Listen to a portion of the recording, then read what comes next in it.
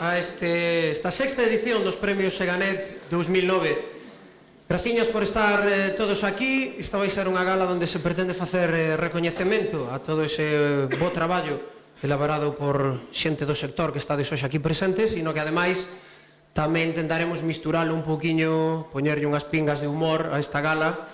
Sabes que o tema do humor vai un pouco según a disponibilidade de cada un, así que podemos facer un pacto xa de entrada que será que eu, dende aquí, dende estes micrófonos, farei un esforzo porque pasedes unha boa tarde e vos, dende aí, vos comprometedes a ter certa predisposición a rirse, que eso, nestes casos, podemos dicir que é básico, non?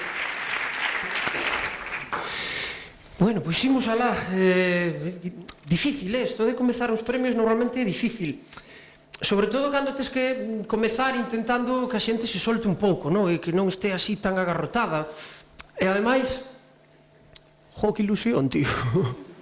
É que hai tempo que non saio na tele, entón o pena que non me podo ver ao mesmo tempo que... Bueno, creo que están grabando. Non, dicía eu que é complicado, porque normalmente cando queres facer rir a xente acostuma a ser similar o número de xente que está predisposta a rir que o número de xente que está predisposta a pensar que eres imbécil, non?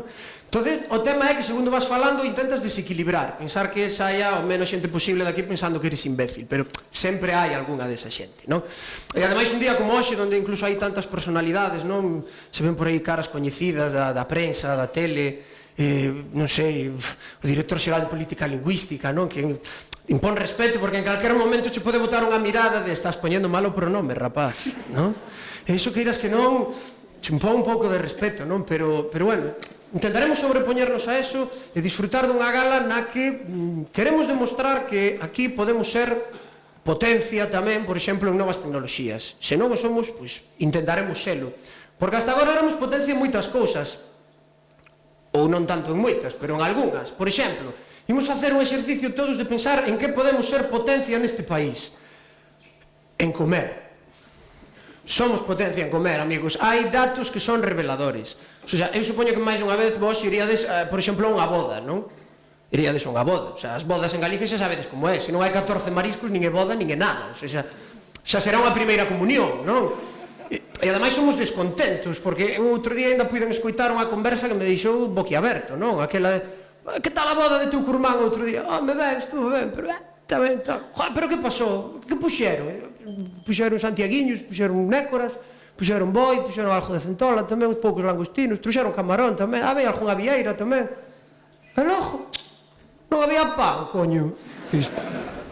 Somos tamén retorcidos a bondo, non? Hai máis datos que nos fan pensar que somos unha potencia niso, non? Por exemplo, os menús que hai nalgúns sitios. Non falo exactamente de Santiago. Os que estudastedes en Santiago, supoño que desfrutastedes do menú do estudiante, verdade? Esa homenaxe a fritanga, onde a merluza sabía a costeleta sabía a peixe, as verduras non sabías moi ben a que sabían porque nunca a poñían, non?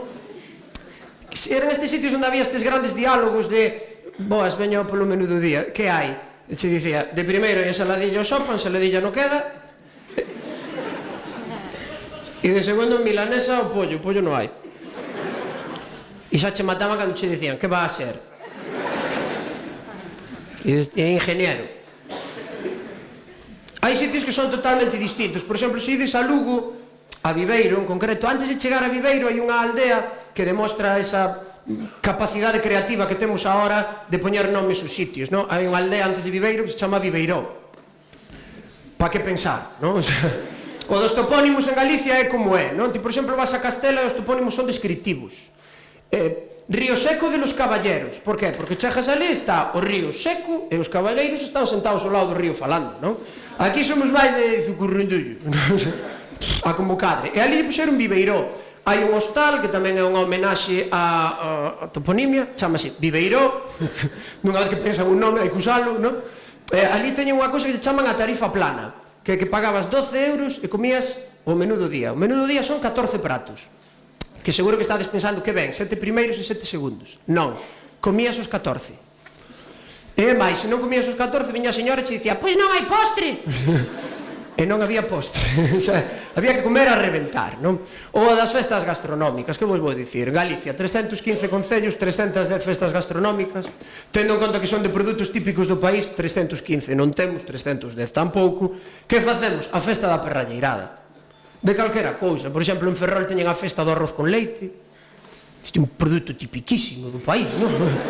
Unha cousa exagerada. O sea, que veñen os peregrinos aquí a Galicia? Veñen, chegan a Plaza do Obradoiro, van, danlle o abrazo ao apóstolo e a Ferrol a comer o arroz con leite. E diste, calquer día facemos a festa do yogur de Yoplai e me quedamos tan anchos, non? Ou, por exemplo, ali de onde son eu, en Corcubión, enfrente hai un pobo que se chama Cee, que hasta hai pouco celebraban a festa do cocido. A festa do cocido estaba moi ben. A facían o 15 de agosto. A quen non lle apetece un cocido cando ves da praia, non? Ou un bacallao, un platanito, algo sabroso, non? Eles facían a festa o 15 de agosto, que a min me chamaba a atención, como podían facer na costa a festa do cocido e en interior, en Carballiño, a festa do pulpo. Non ser en intercambio cultural. A festa do cocido ali consistía que tiñan unha pota xigante fervendo durante toda unha fin de semana. Empezaba a ferver o venres, comían o cocido o domingo.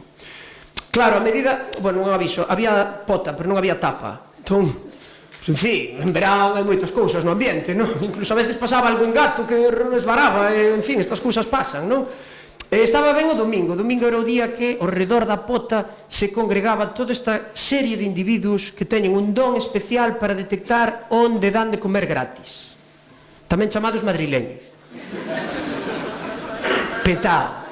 Que nos daban grandes momentos como aquel diálogo no que dicían, mire, a cuánto va el cocido? No, o cocido é gratis, pagas a bebida. Ai, que pena, non hemos traído sed. Que dice, ben forte o turismo este ano, Este ano nos forramos. E, bueno, eles ali, pimba, os lugareños estaban totalmente afastados da pota, non? En plan, quita. Eles ali comendo, ai, que rico, mira el pollo, pero este pollo tiene cola. Bueno, hombre, es que... lo que le ponemos tiene que estar rico, non? E depois podemos falar xa para finalizar de algunha festa que, en fin, pa que, non? Eu sempre recomendo que os cartéis das festas se poñan en galego, non? Para que non pase algunha cousa que deu lugar a malos entendidos. En Porto do Son, Puerto del Sonido, por se alguén non entende, en Porto do Son organizan a festa do polvo. O cartel o podían poñer en galego e anunciar a festa do polvo. Se non o queres poñer en galego, podes poñerlo en castelán e anuncias la fiesta del pulpo. E se hai xente que vai vir moi de longe, podes poñer en inglés e anuncias la Octopussy Party. O complicado é cando faz castrapo e anuncias la fiesta del polvo. Porque se che pode xuntar unha clientela moi rarita na festa. E ademais a xente despois vai desilusionada. Foi o que pasou un ano cando convidaron a dar o pregón da festa da Raya a Coto Matamoros.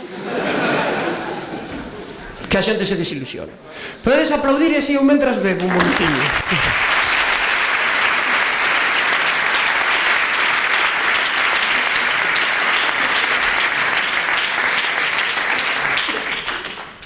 Ben, graciñas por este aplauso voluntario.